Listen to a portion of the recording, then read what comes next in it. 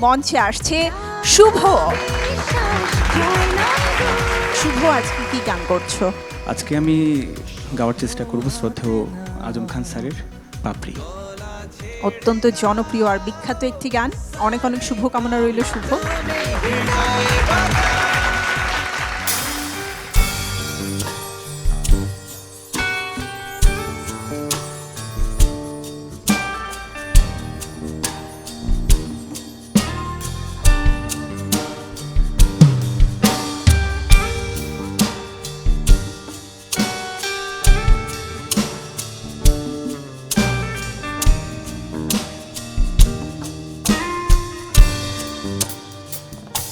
সারা রাত জেগে জেগে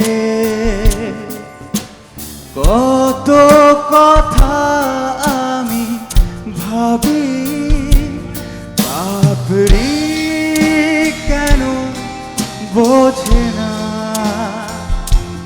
তাই ঘুম আসে না।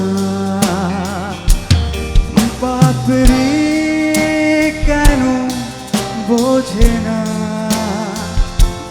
তাই ঘুম আসে না। পাপড়ি কেন বোঝে না, তাই ঘুম আসে না।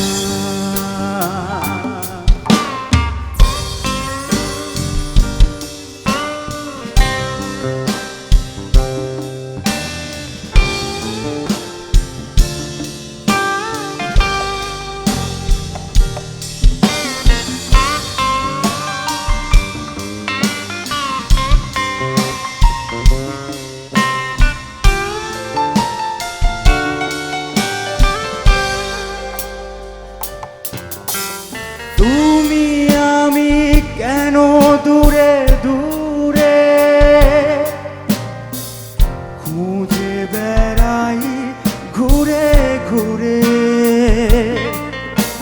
তুমি আমি কেন দূরে দূরে খুঁজে বেড়াই ঘুরে ঘুরে। মন কি যে যায়, কাঁদে শুধু বেদনায়। পাপড়ি কেন বোঝে না, তাই ঘুম আসে না। পাপড়ি কেন বোঝে না, তাই ঘুম আসে না।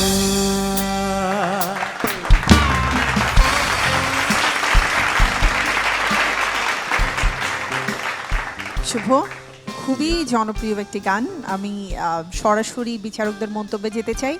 বন্যা ম্যাম, এক কথায় বলতে গেলে ভালো লেগেছে তোমার গানটা। হ্যাঁ, সুন্দর প্রেজেন্টেশন ছিল সব কিছু মিলে। আমি যেটা জানতে চেয়েছি যে এই প্ল্যাটফর্মে তো প্রত্যেকেরই ভার্সেটাইল হওয়ার একটা ব্যাপার আছে, যে সব রকমের গান গাইতে পারে, কিন্তু তোমার ফোক বা রবীন্দ্র নজরুল বা সেমি ক্লাসিক্যাল, একটু রাগ প্রধান, এই ধরনের গানের রেফারেন্স পেলাম না। এমনিতে ভালো হয়েছে, গুড। ধন্যবাদ। ধ্রুব গুহ, শুভ, আমার কাছে জাস্ট আউটস্ট্যান্ডিং লেগেছে। তুমি ডেঞ্জার জোনে পড়লে কি করে, সেটাই তো আমার প্রশ্ন। হাই রে কপাল মন্দ চোখ চোখ থাকি- থাকিতে অন্ধ। একদম দারুণ লেগেছে। আমি তোমার জন্য অনেক আশা করছি, স্বপ্ন দেখছি ওনার মতোই। দারুণ শুভ, দারুণ দারুণ সব কমেন্ট আমরা শুনলাম, কিন্তু আমাদের বন্যা ম্যাম কিন্তু তোমার একটা ব্যাপার বলেছে, সেটি হচ্ছে ভবিষ্যতে যদি তুমি আসো তাহলে অবশ্যই তোমাকে ভার্সেটাইল হতে হবে। তো তুমি নেক্সট রাউন্ডে কি ধরনের গান করবে আজকেই আমরা শুনে নেই। যেহেতু শ্রদ্ধেয় বন্যা ম্যাম আমার সামনে বসে আছেন, উনি আমাদের বাংলাদেশের তথা উপমহাদেশের রবীন্দ্রসঙ্গীতের একজন মহারথী। তো আমি চেষ্টা করব একটি রবীন্দ্রসঙ্গীতই গাইবার, যদিও এর আগে কখনো রবীন্দ্রসঙ্গীত আমার মঞ্চে করা হয়নি, বাট আমি সেরা কণ্ঠের মঞ্চে প্রথম আমি রবীন্দ্রসঙ্গীত গাইব। শুভকামনা থাকবে তোমার জন্য।